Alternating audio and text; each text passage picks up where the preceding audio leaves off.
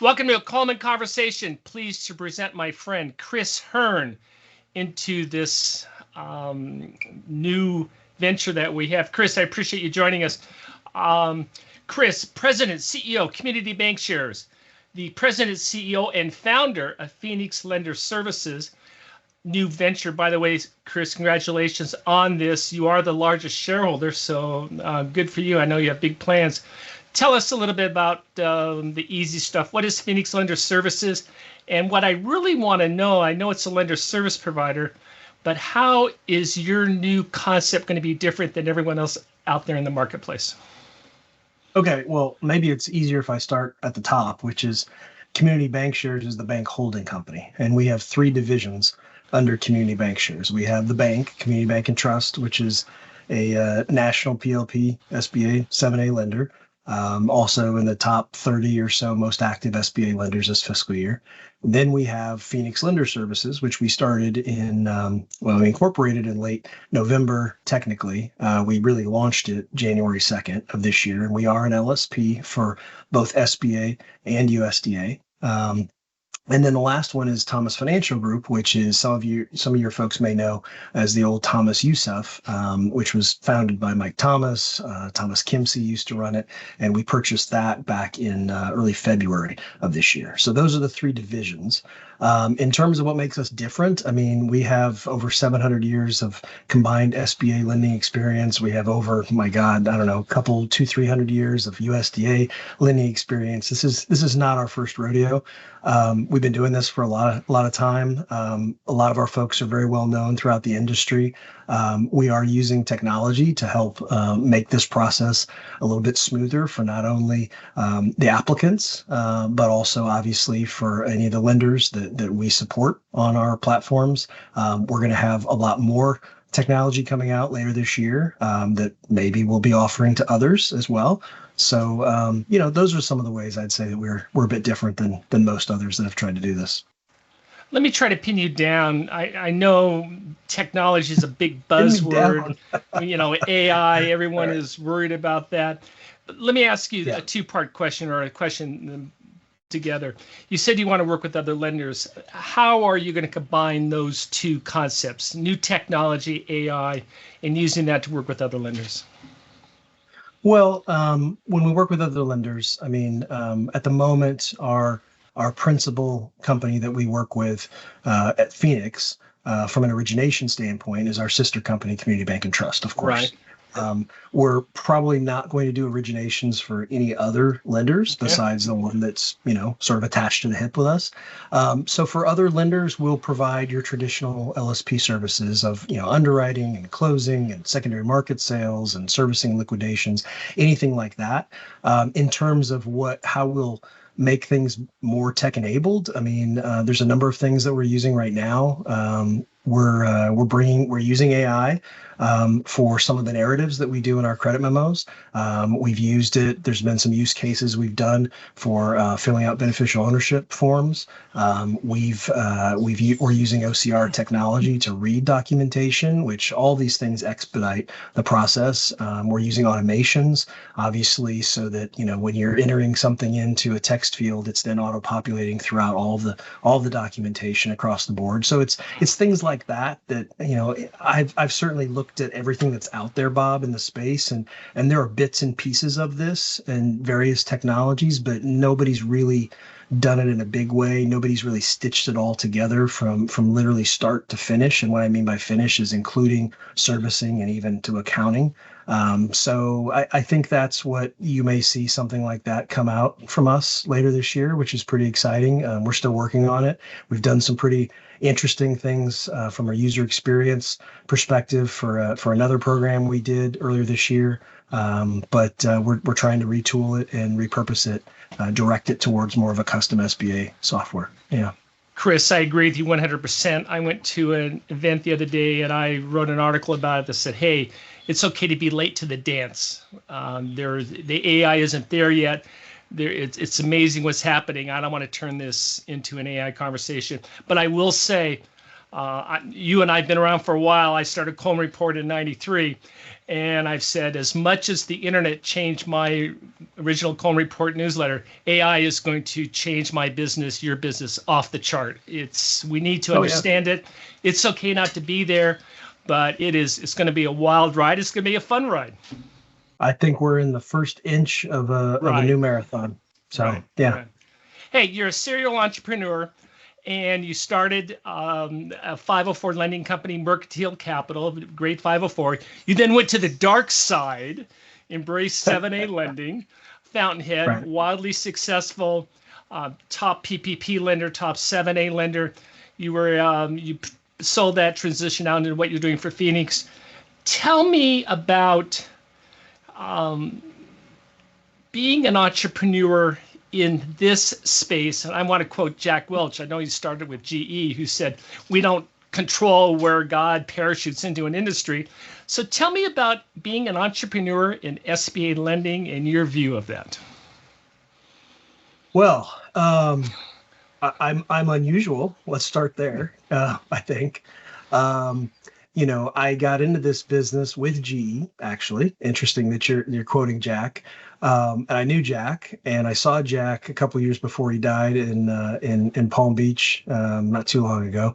And I went up to him thinking he had no idea who I was, and either he had an earpiece in, or this guy is just phenomenally brilliant, which he is, or was, I should say. Sure. But he literally asked me the question. He said, How many businesses have you started since you left GE Capital, Chris? And it just blew me mind. Wow. I'm rarely speechless, Bob, as you know, but boy, I was about speechless at that moment. But to answer your question, I love what I do. I'm very passionate, as you know.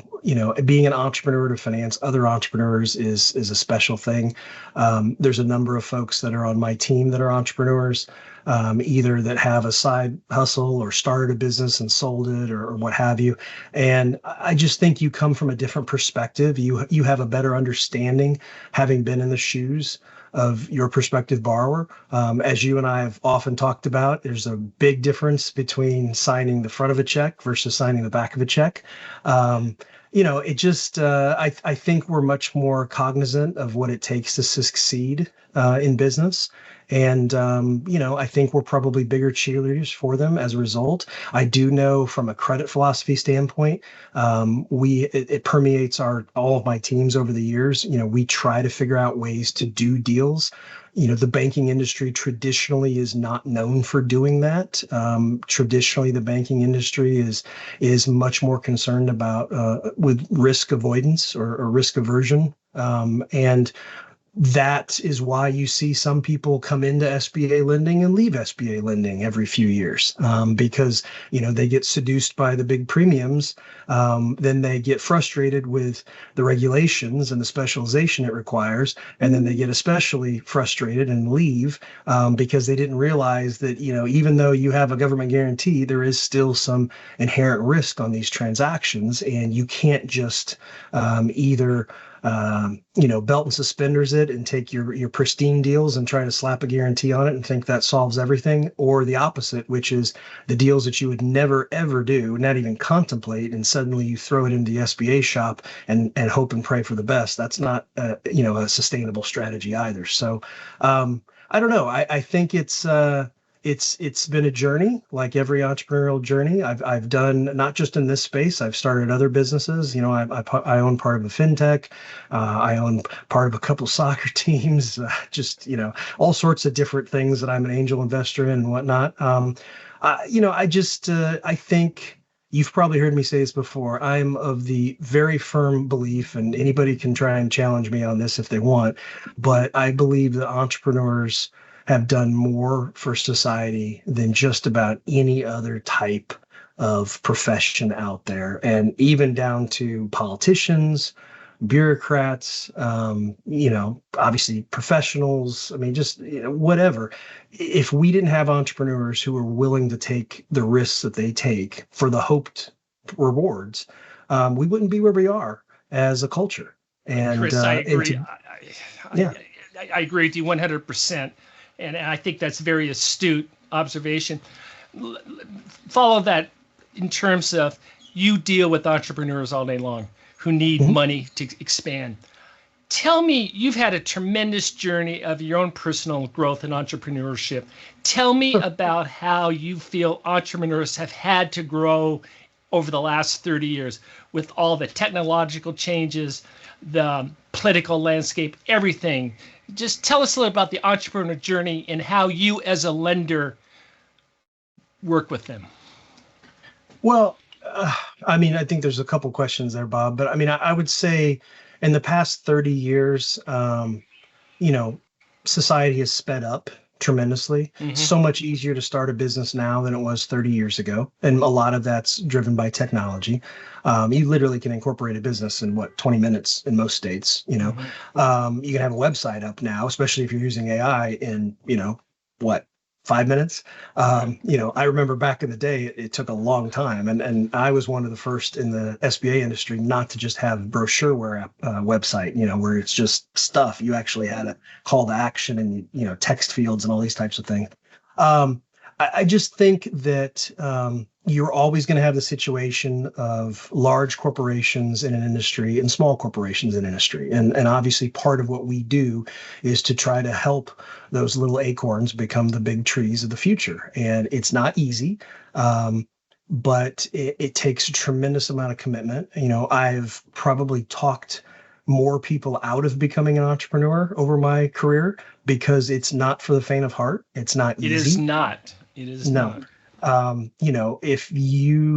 can't remember, honestly, and I hate to admit this, but I can't remember the last time I do know the last time I had a vacation where I truly did not think about business and was off the grid. And that was the first vacation after my daughter was born. This is probably going back 21 years ago. And it was back when a cell phone, you had to either buy an international cell phone or get a SIM card or, that sort of thing. And I was too cheap to do it at the time. But ever since, no matter even if I take a vacation, something's always running in the back of my head about, looking for ideas, looking for ways to improve, being available to my people, just different things like that. And I don't think that's unique for me. I mean, I think that's how most entrepreneurs, founders, owners of their businesses operate. And when you have that understanding, then you behave differently towards them. You're not just dealing with a middle market person at a Fortune 500 company who's got to go through 3 committees to make a decision and it won't happen for 45 to 90 days. It's different when you deal with a small business owner, an entrepreneur. And that's what makes it exciting. But, it's also been a struggle, because the big companies are getting bigger and they are getting faster and they have the reserves and they have the capital to be able to invest more than a small company. So a small company coming up, an entrepreneur, they've really got to differentiate themselves. And I've always said, there's riches and niches. They've got to focus on niches. And that can also be very daunting and it can be very scary for someone because, the natural human tendency is to try to do what other people are doing because there's safety in numbers, when the reality is the success that happens in entrepreneurship comes from doing something that not everybody else is doing or can do. And that means you gotta go out on a ledge, Creating new concepts out of thin air. Absolutely. That's right. Like, Chris, people were always freaked about Walmart. They come into a small town and destroy things. And I've often said, well, yeah, they probably thin the herd a little bit, but there's plenty of small businesses on Main Street America that compete very well against Walmart. Why? Because they deliver, more specialized products or services. They deliver better service. They deliver more unique products or services or unique delivery mechanisms, all these things that Walmart can't do. And so you either believe enough in what you're doing and figure out ways to compete even with the big dogs, or you are going to get thinned out with the herd, Let's go back to competing with the big dogs. You mentioned that you brought 700 years of experience with you. That's a testament to you as well as your team all working together. So congratulations on that. Tell me a little bit more about that. Tell me a little bit more in terms of your team. Well, I mean, my team is for a lot of us, we've worked together for a number of Right. years. We've stayed together a lot. A lot of us were in the trenches of the economic war of the pandemic, doing PPP, for 18, 20 hours every single day, for months at a time. That has a tendency to bring people together, just like in the military, you know. Um, but we look for people to join our team, and we're hiring right now, and literally I just posted like 7 new jobs this morning. But we are look for people that are a good cultural fit with us. We want people that have a sense of urgency, who can match that sense of urgency, again back to our ideal clients. We joke a lot, we have fun together. My philosophy has always been, you spend more time with the people that you work with in the business hours than you do with your family in most cases, throughout the day. So you better enjoy them, right? So we have fun, we joke around, we kid, but we hustle. And I think it's important that even in the banking world, which is not known for hustling, it's important to have that mindset, and that's always helped my company stand out. My team has that. My team is, several of them are very well known. I mean, you have Lance, who's done a lot of stuff for you. Lance has now been with me, I think, about 7 years. He's told me he wants this to be his last job, which is both humbling and gratifying to me to hear that. And it must be doing something right, and working with him. I've got people like Stephanie Dunn, who's extremely well known in SBA sales. Michael Bland, who's very well known to the agency and in credit. I've got I could just keep going. I mean, we have some really good quality people. I'd like to think that quality people attract other quality people. These are not people, Bob, that just do it for a paycheck. They really do believe in the higher purpose that we are involved in helping push the American economy forward by helping, what all the politicians say, the backbone of America's economy, which is small businesses. It's Chris, as I said, it's an honorable and privileged thing that we do daily. And when you have a team that is excited about doing it, it makes a huge difference, and people feel it. We're not just another, bank on a street corner, and you're not just another number to us. I mean, you're a meaningful person to us when you borrow from us and get an SBA or USDA loan from us. Yeah. Excellent answer, Chris. I'm going to ask a couple more questions before we finish Sure. up, but let's finish with the industry.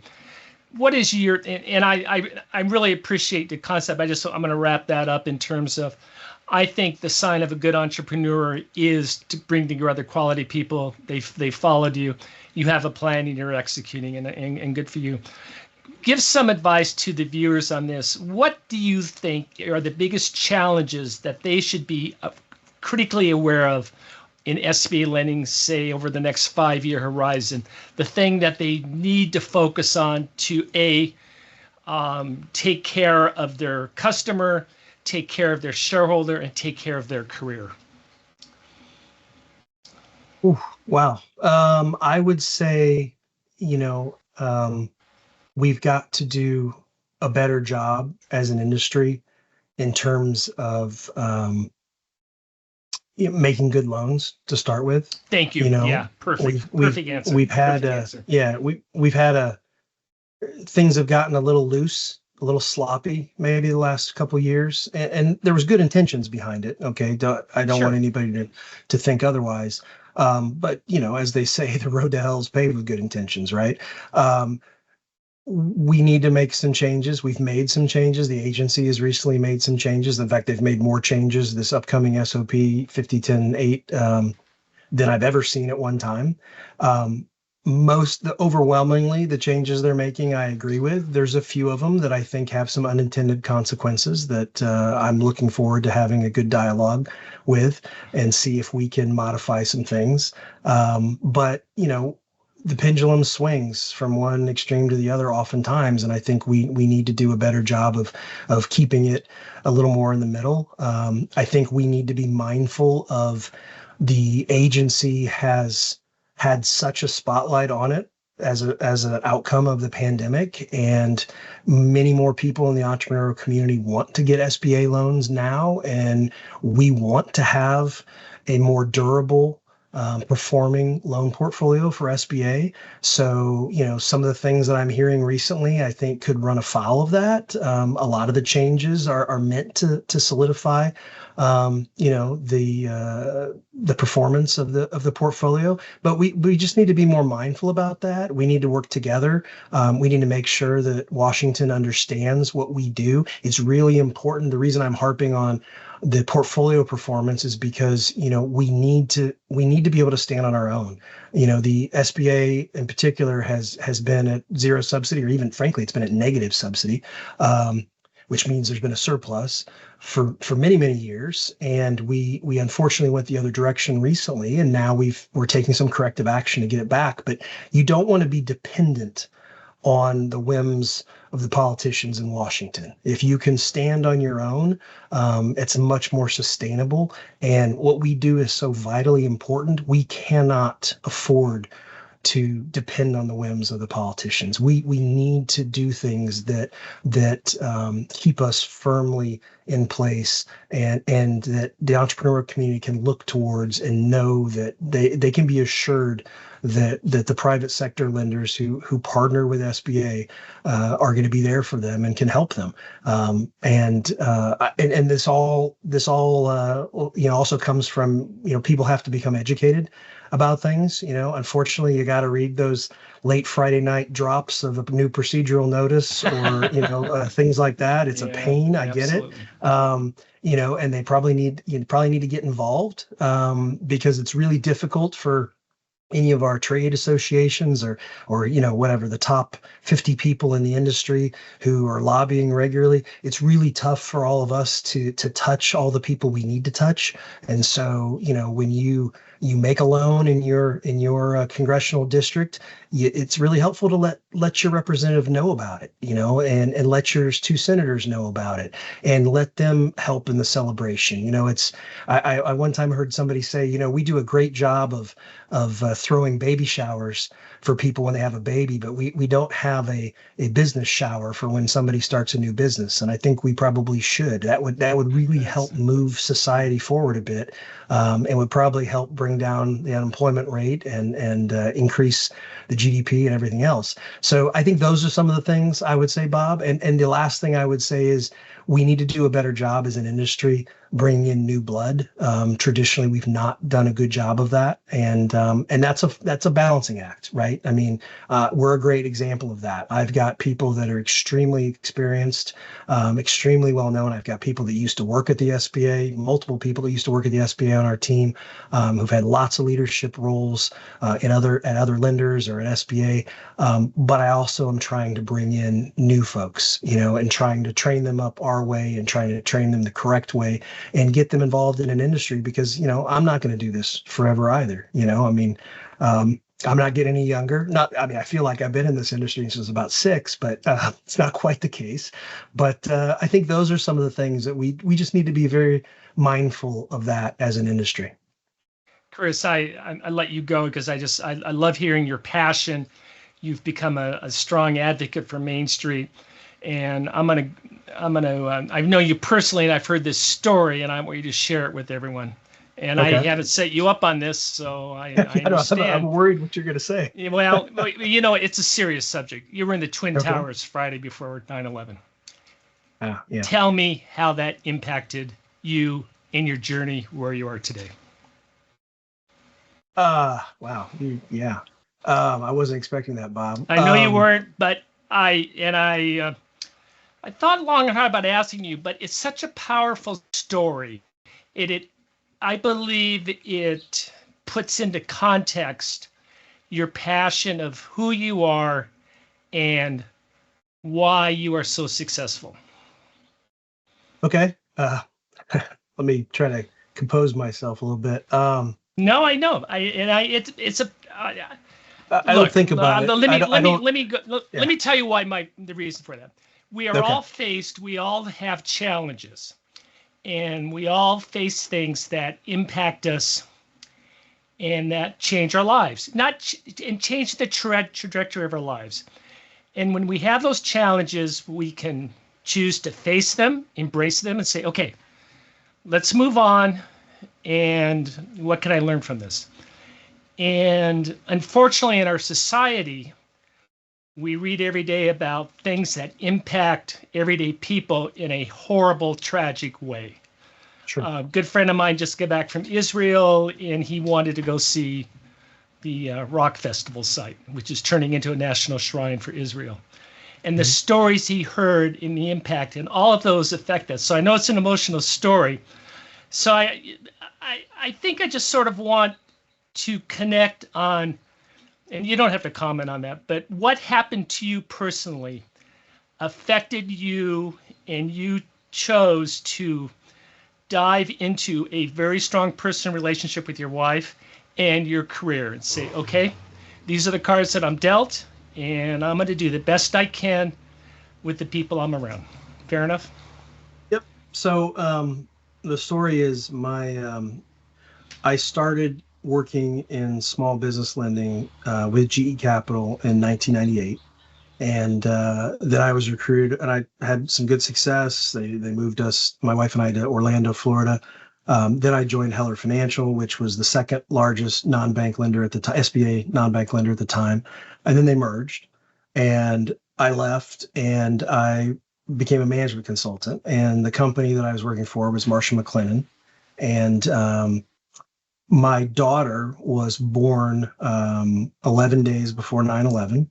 And my wife had some difficulties with, in the last trimester. And basically I agreed I wasn't going to travel. And unfortunately, or fortunately, I should say, I was supposed to be in the first tower where Marsh, after Cantor Fitzgerald, Marsh lost the most people on that day. That day actually happens to be my wife's birthday, by the way, which for many years we tried to change the date. And many years we would, if we were going through TSA at an airport, people would look at her ID and you could see immediately they kind of went, but my daughter was born. I wasn't traveling. I was supposed to be in 2 meetings that day. Obviously, thank God I wasn't. I was pretty shook for a number of days after. Probably had a little PTSD. I knew some people that passed away. Fortunately, I didn't lose any, like best friends or anything, but I had some friends that I lost. And, it was at that moment that while I was holding my daughter, my newborn daughter, who she now thinks of herself as my guardian angel, by the way, which is sweet, and maybe it's real. I don't know. I said, I think life is too short, and I need to call my own shots. And what I mean by that is I was tired of, I'd worked for 3 large corporations, and I grew up in an entrepreneurial family. My mother was a chocolatier, for instance. I had many little businesses that I had created before I went off to college even. I had a business in college, a t-shirt business in college. And I just said, it's time for me. If I'm gonna do something, I need to do it on my own. A friend of mine who ran a CDC at the time actually said, we need to get you back in lending. And I said, well, if I get back, I'm only going to do it on my terms. And so I say all that, it was probably the springboard for me to go and really be an entrepreneur in a big way. And that's when I started Mercantile. I started it in October of 2002. So I didn't know it was that fast. I didn't know it was that fast. Yeah. So about 13 months later, we launched it, and I'm glad I did it. It was tough. The first month that we had our first 504 closing, we actually had 4 that month, and it was me and a receptionist, and I was doing everything from start to finish. And my son was born, and boy, that was a stressful month. But I just think it's as we've all heard the cliche, life is too short. But I just think it's I had a good friend of mine, a mentor of mine, who passed away about 7 years ago, and he had a phrase which was never wait. What is it? I've got his little book back here. Life is short. Never waste. What was it? Life is short. Never waste a drop of it. I love it. And I've tried to embody that, and it's probably why some people think I'm a workaholic. I believe If you love what you do and you have a greater purpose in what you do, that doesn't make you a workaholic. People who don't like what they do look at other people who work a lot and say that must be a workaholic. I take my moments to do personal things and to recharge and whatnot. But, again, when you like what you do, when you love what you do, then it's not so much work like the traditional sense. So, but I throw myself into what I do. I love it when our team does that. And you can accomplish great things when you have that sort of mindset. Chris, I apologize for asking you the question, but you just simply answered it. The question of why is Chris Hurn successful? Why will Phoenix be successful? So thank you for indulging me, and thank you for your honest answer. I'm going to finish with a little bit easier question. We're filming the Friday before Memorial Day. Yes. You have a son who is in the Marines. Tell me about that as a dad, from the dad perspective. How does that impact dad that your son is in the Marines? Well, on the one hand, couldn't be much prouder. On the other hand, it's sheer terror. I think any military parent feels the same way. Thank God we're not truly in a war at the moment. I mean, we could argue we're in, hot wars, cyber wars, things like that. But yeah, I mean, I'm incredibly proud of him. I never served. A lot of people think I served, which is, I suppose, an honor when they think that, but I never did. I come from a long line of people that did serve, going way, way back. My brother served, my father served, my grandfather served, my great grandfather served, on and on and on. But my son has been on this mission to represent our country since he was about 10. I took my kids a lot of places when they were young, travel wise, and he was in the Winston Churchill Underground in London, and just got the bug and said, this is what I want to do. And later in life, he got really involved in airsoft. And that became his passion after he stopped playing soccer, after he was in the academy soccer. And, he was extremely well prepared when he went into the Marines. It's just, it's as a parent, you want your children to do something. You want them to find their passion. You want them to find something they're good at, and they will work to always try to be good at. And for my son, he's found his thing. I mean, he had lots of options, as you know him, Bob. He's had lots of other options. He wanted to be one of the guys. He wanted to be a Marine. He sort of looks down his nose at some of the other branches, unfortunately. So he's a very stubborn, typical jarhead. But he's really, really good at what he does. And I'm super proud of him. And I just pray that he's not going to be put in harm's way. And he just won. You want me to brag for a second? Because I know you know what? I will brag on that. Absolutely, and you also have to give a shout out to Mom on this. Come on. Yes. Well, Mom also shares my sheer terror. I probably brag on him a little bit more than she does. She just wants him to get out and come home. But we do share. You asked about parents. We share the philosophy that we have always supported our children's interests. We've encouraged them to pursue them. We know that there's going to be bumps and bruises along the way. We've never been helicopter parents. We've sent our kids out. I think both of our kids had an airline flight by themselves when they were like 10 or 11, and each of them were going to different camps. So, but no, it's just she's very proud of him as well. And there's 186,000 Marines roughly, and about 80,000 of them are riflemen, infantry. The rest of them are support roles. And my son, basically, they had a big competition, this huge competition they have every year, and his squad of 14, who he leads, just won. They had the finals in Quantico earlier this week, and they just won. And it's such a special recognition that he was hanging out with generals this week and the commandant of the Marine Corps. And I still haven't gotten the full story for him yet because he's been busy. But, I think our vice president might have visited him. He's a former Marine. And sure. and he gets to rank up another level. He's already at the highest rank he can as an enlisted, but he's going to rank up even again because he won this award, which is extremely impressive. And it's just it's one of these things. He had a lot of other choices. He could have done other things, but he wanted to be one of the guys, and he loves guns and military history, all this type of stuff. So this is, frankly, and I say this, try to be objective, but he's the kind of person you want in the military defending us. And so it's well, be sure and tell him for me. We're going to put up a picture. You and I were at Normandy with him, and there's a picture of him with his Marines. I think he was 17 or 18 when this picture was taken. And so I've seen him grow up. And Dad, you've done a great job.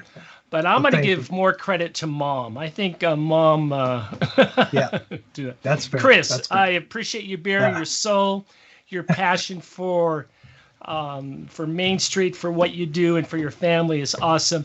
Thank you so much for joining us. Chris Hurn, President, CEO, Community Bank Shares, Phoenix Lending Services. Appreciate it.